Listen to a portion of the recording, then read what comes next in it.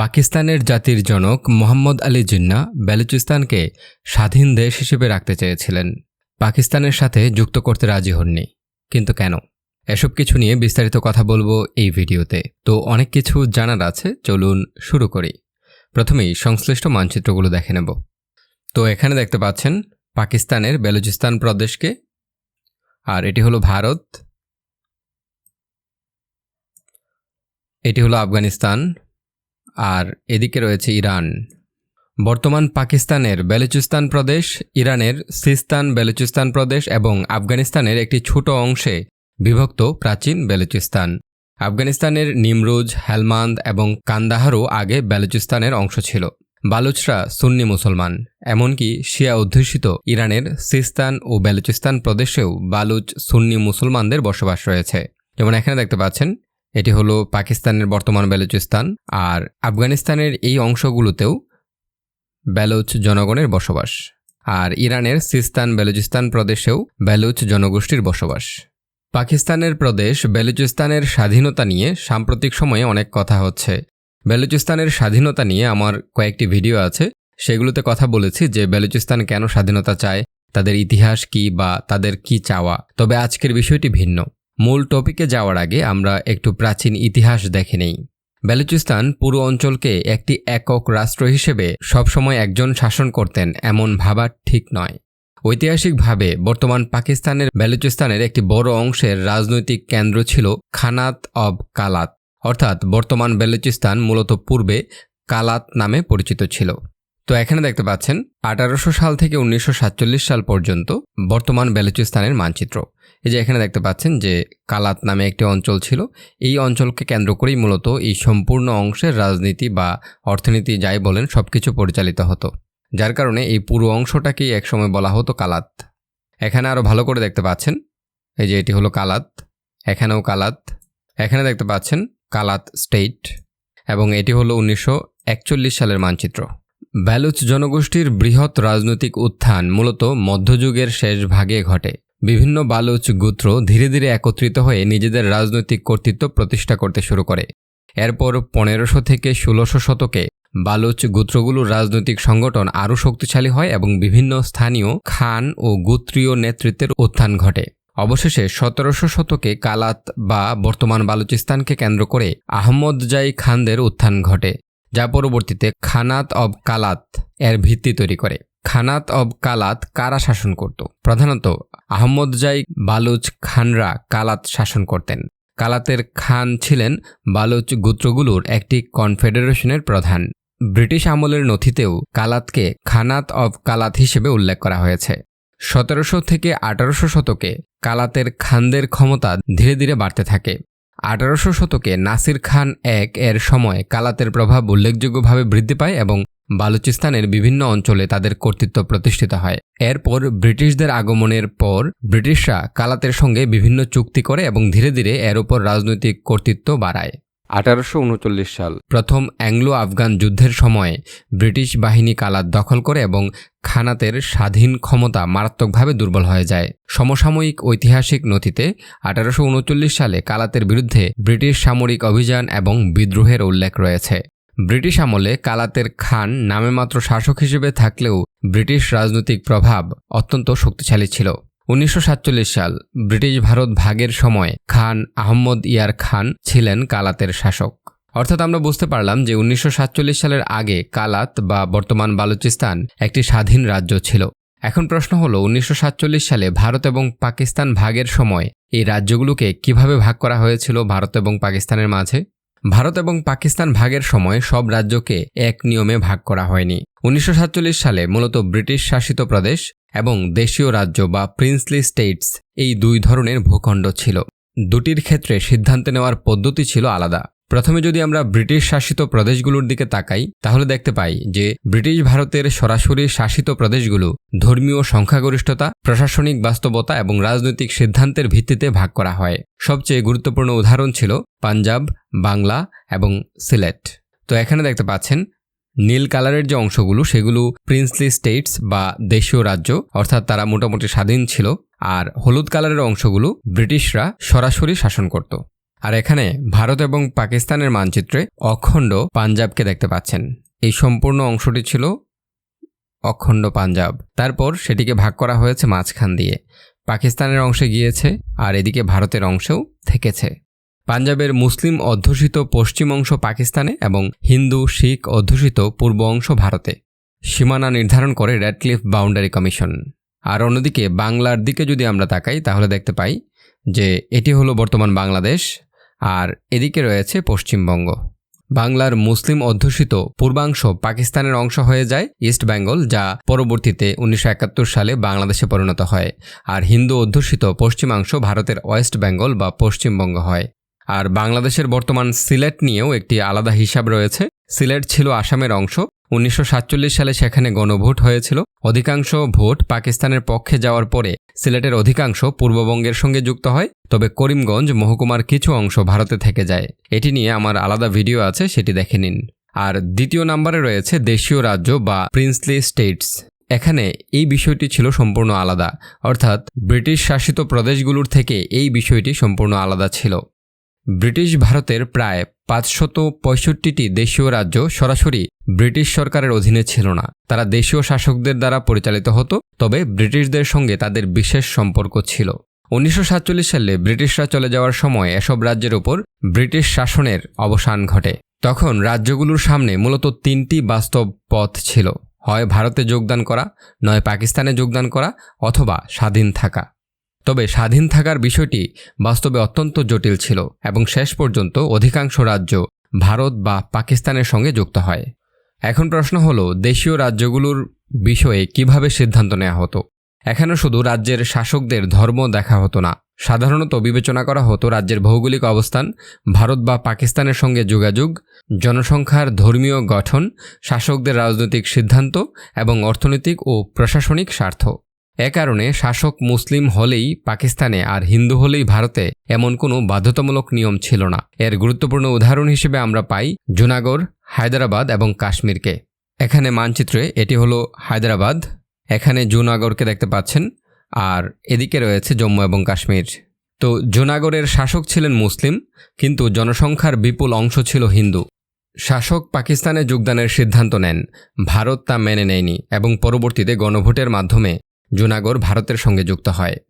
হায়দ্রাবাদ, শাসক ছিলেন মুসলিম, কিন্তু জনসংখ্যার অধিকাংশ ছিল হিন্দু। শাসক নিজাম স্বাধীন থাকতে চেয়েছিলেন। শেষ পর্যন্ত 1948 সালে ভারত সামরিক অভিযান চালিয়ে হায়দ্রাবাদকে ভারতীয় ইউনিয়নের অন্তর্ভুক্ত করে। এটি নিয়ে আমার আলাদা বিস্তারিত ভিডিও আছে, সেটি দেখে নিন। এরপরে রয়েছে কাশ্মীর। এটি সবচেয়ে গুরুত্বপূর্ণ ব্যতিক্রমগুলোর একটি। জম্মু এবং কাশ্মীরের শাসক মহারাজা হরি সিং ছিলেন হিন্দু, কিন্তু জনসংখ্যার অধিকাংশ ছিল মুসলিম। মহারাজা হরি সিং শুরুতে স্বাধীন থাকতে চেয়েছিলেন। এরপর 1947 সালের অক্টোবর মাসে আক্রমণের পর তিনি ভারতের সঙ্গে ইনস্ট্রুমেন্ট অফ অ্যাক্সেশন স্বাক্ষর করেন। এরপর ভারত পাকিস্তান যুদ্ধ শুরু হয় এবং কাশ্মীর 2 ভাগে বিভক্ত হয়ে যায়। এখন প্রশ্ন হলো, তাহলে বালুচিস্তান বা কালাতের ক্ষেত্রে কি হয়েছিল? যেমন এখানে দেখতে পাচ্ছেন এই যে কালাত বা বালুচিস্তান। তো এর ক্ষেত্রে কি হয়েছিল? কালাত ছিল একটি প্রিন্সলি স্টেট বা দেশীয় রাজ্য, যা আমি আগেই বলেছি। 1947 সালে এর শাসক ছিলেন খান আহমদ ইয়ার খান। কালাতের পরিস্থিতি পাঞ্জাব বা বাংলার মতো ছিল না, কারণ এটি ব্রিটিশ শাসনের সরাসরি অন্তর্ভুক্ত ছিল না। কালাত প্রথমে নিজের স্বতন্ত্র অবস্থান ধরে রাখার চেষ্টা করে, পরে পাকিস্তানের সঙ্গে সম্পর্ক নিয়ে আলোচনা হয় এবং 1948 সালে কালাতকে পাকিস্তানের সঙ্গে যুক্ত করা হয়। এখন প্রশ্ন হলো, পাকিস্তানের জাতির জনক মোহাম্মদ আলী জিন্নাহ কেন প্রথমে বালুচিস্তানকে পাকিস্তানের অংশ করতে চাননি? ভারতবর্ষ ভাগ হওয়ার পর 227 দিন পর্যন্ত একটি স্বাধীন এবং সার্বভৌম রাষ্ট্র ছিল স্টেট অফ কালাত বা বালুচিস্তান। তারা পাকিস্তানের অংশ হতে চায়নি এবং পাকিস্তানের প্রতিষ্ঠাতা মোহাম্মদ আলী জিন্নাহও সেই সময় তাতে সায় দিয়েছিলেন। মোহাম্মদ আলী জিন্নাহ কালাত ও হায়দ্রাবাদকে আইনি পরামর্শ দিয়ে জানিয়েছিলেন 1947 সালের 15 আগস্ট ব্রিটিশ শাসনের অবসানের পরেও তারা স্বাধীন সার্বভৌম রাষ্ট্র হিসেবে থাকতে পারে, কিন্তু 2 ক্ষেত্রেই কোনোরকম সমঝোতা সম্ভব হচ্ছিল না। 1948 সালের 13 সেপ্টেম্বর সামরিক অভিযানের পর ভারতের অংশ হয় হায়দ্রাবাদ। জার্মান রাষ্ট্রবিজ্ঞানী মার্টিন এক্সম্যান বালুচ জাতীয়তাবাদ এবং তার ইতিহাস নিয়ে একটা গুরুত্বপূর্ণ বই লিখেছেন, যার নাম back to the future, the khanate of Kalat and the genesis of Baloch nationalism 1915 to 1955। এই বইয়ে মার্টিন এক্সম্যান লিখেছেন, কালাতের বিষয়ে মোহাম্মদ আলী জিন্নাহর পরামর্শ ব্রিটিশ শাসকদের অবাক করেছিল। তবে কালাত কিন্তু হায়দ্রাবাদের মতো ছিল না। এক্সম্যান লিখেছেন 1948 সালের 20 মার্চ কালাতের শাসক খান পাকিস্তানে যোগ দেওয়ার বিষয়ে সম্মতি জানান। স্বাধীনতা ও সার্বভৌমত্ব থাকায় ভারত এবং আফগানিস্তানের সাহায্য আশা করেছিলেন কালাতের খান। পাকিস্তানের ইতিহাসবিদ ইয়াকুব খান বাঙ্গাস তার এ প্রিন্সলি অ্যাফেয়ার বইয়ে লিখেছেন, কালাত পাকিস্তানে যোগ দেওয়ার আগে থেকেই সেখানে গণতান্ত্রিক জাতীয়তাবাদী আন্দোলন হচ্ছিল। Kalat state national party KSNP 1945 সালে জওহরলাল নেহরুর সভাপতিত্বে অল ইন্ডিয়া স্টেট পিপলস কনফারেন্সেও অংশ নিয়েছিল। অন্যদিকে বালুচিস্তানে কিন্তু মুসলিম লীগ কখনোই সমর্থন পায়নি। ইতিহাসবিদ ইয়াকুব খান বাঙ্গাস আরও বলেন, কালাতের খান এবং KSNP মতাদর্শগতভাবে গণতান্ত্রিক ছিল। জাতীয়তাবাদী হওয়ায় KSNP মুসলিম লীগের নেতৃত্বাধীন পাকিস্তানে যোগ দিতে চায়নি। KSNP ভারতের সঙ্গে ঘনিষ্ঠতা বাড়াতে চেয়েছিল বা কালাতের খানের সঙ্গে থেকেই একটি স্বাধীন রাষ্ট্র চেয়েছিল। ইতিহাসবিদ ইয়াকুব খান বাঙ্গাস আরও লিখেছেন, কালাতের খান গণতান্ত্রিক আন্দোলনকে সমর্থন করতেন এবং এর অধীনে সেখানে 2 কক্ষ বিশিষ্ট সংসদীয় ব্যবস্থাও গঠন করা হয়েছিল। কালাতের সংসদ মনে করত শুধু মুসলমান হওয়ার কারণেই বালুচদের পাকিস্তানের অংশ হওয়া উচিত নয়। কিন্তু তাদের এই প্রতিরোধ পাকিস্তান সরকার চূর্ণ করে দেয় এবং জোর করে কালাত দখল করে। পাকিস্তানের ইতিহাসবিদ মুবারক আলী ব্যাখ্যা করেছেন, পাকিস্তানের সঙ্গে স্বশাসিত রাজ্যগুলোর সংযুক্তি এই শর্তে হয়েছিল যে পাকিস্তানের সরকার তাদের অভ্যন্তরীণ বিষয়ে খুব বেশি হস্তক্ষেপ করবে না, যদিও শেষ পর্যন্ত তেমনটি হয়নি। মুবারক আলী আরও বলেন, কিন্তু ধীরে ধীরে এই দেশীয় রাজ্যগুলোর স্বায়ত্তশাসন পুরোপুরি নষ্ট হয়ে যায়। এর ফলে অনেক স্বশাসিত রাজ্যই নিজেদের মৌলিক পরিচয় হারিয়ে ফেলে। বালুচিস্তানও এই স্বশাসিত রাজ্যগুলোর মধ্যে একটি ছিল। মুবারক আলী আরও লিখেন, বালুচিস্তান কিন্তু কোনোভাবেই পাকিস্তানে যোগদানের পক্ষে ছিল না। পাকিস্তান তো জোর করে তাদের অন্তর্ভুক্ত করেছে। কালাতের খান চেয়েছিলেন স্বাধীন কালাত, কিন্তু পাকিস্তান তা চায়নি। ছোট ছোট স্বাধীন রাজ্যগুলোর পক্ষে স্বাধীন থাকা এত সহজ ছিল না। মুবারক আলীকে প্রশ্ন করা হয় যে মোহাম্মদ আলী জিন্নাহ প্রথম দিকে স্বাধীন ও সার্বভৌম কালাতকে সমর্থন করেছিলেন, কিন্তু পরে কেন তিনি তার মত পরিবর্তন করেন, এমনটা কেন করেছিলেন?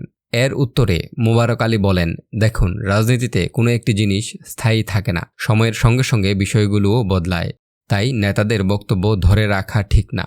পাকিস্তান প্রতিষ্ঠার পর বালুচিস্তানের প্রতি জিন্নাহর মনোভাব একেবারে অন্যরকম হয়ে যায়। জিন্নাহ জোর করে কালাতকে পাকিস্তানের অন্তর্ভুক্ত করেছিলেন, মুবারক আলী যোগ করেন। মুবারক আলী আরও বলেন, ভৌগোলিক দিক থেকে বালুচিস্তান পাকিস্তানের অন্তর্ভুক্ত হলেও সেখানকার মানুষের মন কিন্তু এখনও একীভূত হয়নি। জুনাগড়ের নবাব পাকিস্তানে যোগ দিতে চেয়েছিলেন, কিন্তু জুনাগড় যেখানে রয়েছে সেখান থেকে পাকিস্তানের অংশ হওয়া সহজ ছিল না। ঠিক একইভাবে কালাত যেখানে অবস্থিত সেখানে থেকে ভারতের অংশ হওয়াও অসম্ভব ছিল। এখন প্রশ্ন হলো, জিন্নাহ কেন মত বদলান? পাকিস্তানে ভারতের সাবেক হাই কমিশনার এবং ইতিহাসবিদ TCA রাঘবনকে এই প্রশ্ন করা হয়েছিল। জবাবে তিনি বলেন, জিন্নাহর মনে কি ছিল তা বলা কঠিন, তবে এটা একেবারেই সত্যি যে জিন্নাহ কালাতকে স্বাধীনভাবে থাকতে দেওয়ার পক্ষে কথা বলেছিলেন। 1947 সালে বুকতি নবাব এবং কালাতের খানের সঙ্গে জিন্নাহর যে সম্পর্ক ছিল, 1947 সালের পর সেখানে যথেষ্ট পরিবর্তন আসে। স্পষ্টতই পরে তার মত পরিবর্তন হয়েছিল, সেজন্যই বালুচিস্তানকে জোর করে পাকিস্তানের অন্তর্ভুক্ত করা হয়েছিল। প্রসঙ্গত, বালুচিস্তানে কিছু হলেই ভারতীয় সংবাদমাধ্যমের একাংশে বলা হয় যে কালাতের নবাব কালাতকে ভারতের অংশ হিসেবে অন্তর্ভুক্ত করার প্রস্তাব দিয়েছিলেন, কিন্তু নেহেরু তা গ্রহণ করেননি। TCA রাঘবন অবশ্য এই তত্ত্বের বিরোধিতা করেছেন। এ প্রসঙ্গে তিনি বলেন, এটা হোয়াটসঅ্যাপ ইতিহাস, অর্থাৎ সামাজিক মাধ্যমে প্রচলিত তথ্য, যার ভিত্তি নেই। নেহেরু সেই সময়ে একজন অত্যন্ত শ্রদ্ধেয় নেতা ছিলেন এবং কালাতের খানও তার প্রতি শ্রদ্ধাশীল ছিলেন। কালাতের খান চেয়েছিলেন স্থানীয় স্বশাসিত রাজ্যগুলোর চেয়ে তার রাজ্যের মর্যাদা পৃথক হোক। ব্রিটিশ সাম্রাজ্যে কিন্তু কালাতের মর্যাদা অন্যান্য দেশীয় রাজ্যের চেয়ে ভিন্নই ছিল। মুবারক আলীও জানিয়েছিলেন যে স্টেট অফ কালাত ভারতে যোগদানের প্রস্তাব দেয়নি। তিনি বলেন, কালাত স্বাধীন এবং সার্বভৌম থাকতে চেয়েছিল। কালাতকে স্বাধীন রাখতে নেহেরুর সাহায্য চেয়েছিলেন কালাতের খান, কিন্তু কালাতের খান কখনো বলেননি যে তারা ভারতে যোগ দিতে ইচ্ছুক। তিনি আরও বলেন, নেহেরু বড় নেতা ছিলেন, তাই কালাতের খানের প্রতি তার শ্রদ্ধা ছিল। এটা বলা একেবারেই ভুল যে নেহেরু কালাতকে ভারতের সঙ্গে একীভূত করার প্রস্তাব প্রত্যাখ্যান করেছিলেন। এখন প্রশ্ন হলো, বালুচিস্তান কেন পাকিস্তানে যোগ দিতে চায়নি? পাকিস্তানের অংশ হওয়াকে কেন্দ্র করে বালুচিস্তানের অভ্যন্তরে ব্যাপক বিতর্ক চলছিল। তাজ মোহাম্মদ ব্রেগিস তার বই Baloch nationalism, its origin and developments up to 1980-তে লিখেছেন, 1947 সালে কালাত স্টেট ন্যাশনাল পার্টির সদস্য ছিলেন মীর গৌস বক্স বাইজেনজো। 1947 সালের ডিসেম্বর মাসে আয়োজিত পরিষদের দিওয়ানি সভায় তিনি বলেছিলেন, আমাদের সংস্কৃতি ইরান এবং আফগানিস্তানের মতোই আলাদা। মুসলমান হওয়ার কারণেই যদি আমাদের পাকিস্তানের সঙ্গে যোগ দিতে হয়, তাহলে ইরান ও আফগানিস্তানেরও পাকিস্তানের অংশ হিসেবে যোগ দেওয়া উচিত। আহমেদ ইয়ার খান সম্পর্কে পাকিস্তানে দায়িত্বপ্রাপ্ত তৎকালীন ব্রিটিশ হাইকমিশনার লরেন্স গ্রাফটি স্মিথ বলেছিলেন, এটা বিশ্বাস করার যথেষ্ট কারণ আছে যে আহমদ ইয়ার খান ভারত ও আফগানিস্তান দুই দেশের প্রতি প্রেমের ভাব দেখাচ্ছিলেন, কিন্তু তাতে কোনো গুরুত্ব ছিল না। এছাড়া 1947 সালের 14 আগস্ট তৎকালীন গভর্নর জেনারেল ভারতীয় স্বাধীনতা আইন 1947-এর অধীনে একটা আদেশ জারি করেছিলেন। সেখানে উল্লেখ করা হয়েছিল যে ভারত কালাতের পরিস্থিতি নিয়ে প্রশ্ন তুলতে পারবে না এবং পাকিস্তান ডুরান্ড লাইন ও ম্যাকমোহন লাইন নিয়েও প্রশ্ন করতে পারবে না। জিন্নার মৃত্যুর পরের পাকিস্তানের অবস্থা কী হয়েছিল? 1947 সালের 11 আগস্ট মোহাম্মদ আলী জিন্না তার ভাষণে বলেছিলেন, আপনারা স্বাধীন, আপনারা যার যার মন্দিরে মসজিদে যেতে পারেন, পাকিস্তানের যে কোনো উপাসনালয়ে যেতে আপনারা পারেন। আপনি যে ধর্ম বর্ণ বা গোত্রভুক্তই হন না কেন, তার ভিত্তিতে সরকার কারো প্রতি কোনো রকম বৈষম্য করবে না। কিন্তু মোহাম্মদ আলী জিন্নার মৃত্যুর পর পাকিস্তানের পরিস্থিতি দ্রুত বদলায়। 1956 সালে পাকিস্তান প্রথমবার সংবিধান প্রণয়ন করে। এরপর যে সমস্ত স্বশাসিত রাজ্যগুলোকে পাকিস্তানের অন্তর্ভুক্ত করা হয়েছিল, সেখানে সেনাবাহিনী ও আমলাদের নিয়ন্ত্রণ বেড়ে যায়। ইয়াকুব খান বাঙ্গাস লিখেছেন, ভৌগোলিকভাবে স্বশাসিত রাজ্যগুলো পাকিস্তানের অন্তর্ভুক্ত হলেও কোনো সামাজিক সংহতি তৈরি হয়নি। কালাতের রাজনৈতিক কর্মকাণ্ডের জন্য খুব বেশি জায়গা ছিল না। এই পরিস্থিতিতে আড়ালে থাকা বালুচ বিদ্রোহীরা পাকিস্তানের বিরুদ্ধে চলে যায়। তিনি লিখেছেন, কালাতে পাকিস্তান জাতীয় পরিচয় পায়নি, রাষ্ট্র ও সমাজের মধ্যে কোনো সম্প্রীতি ছিল না। এই বিষয়গুলো আজও পাকিস্তানকে সমস্যায় ফেলেছে। আর বালুচিস্তানের স্বাধীনতা আন্দোলন নিয়ে আমি আগেই বলেছি যে আমার কয়েকটি ভিডিও আছে, সেগুলো দেখুন। মধ্যপ্রাচ্যে যে বিষয়গুলো আছে সেগুলো নিয়ে অসংখ্য ভিডিও আছে আমার চ্যানেলে, সেগুলো দেখার চেষ্টা করুন। আর হায়দ্রাবাদ কিভাবে ভারতের অধীনে গিয়েছে, সিকিম কিভাবে ভারতের অধীনে গিয়েছে, এসব কিছু নিয়ে বিস্তারিত ভিডিও আছে। তারপর তিব্বত কিভাবে চীনের অধীনে গিয়েছে সেটি নিয়ে বিস্তারিত ভিডিও আছে, সেগুলো দেখার চেষ্টা করুন। আর দ্য ম্যাপ বিডি নামে আমার আরেকটি ইউটিউব চ্যানেল রয়েছে, সেখানে প্রতিটি দেশের বিস্তারিত তথ্য আলোচনা করা হয়, সেটি সাবস্ক্রাইব করুন এবং ফেসবুক পেজে ফলো দিয়ে পাশে থাকুন। ধন্যবাদ।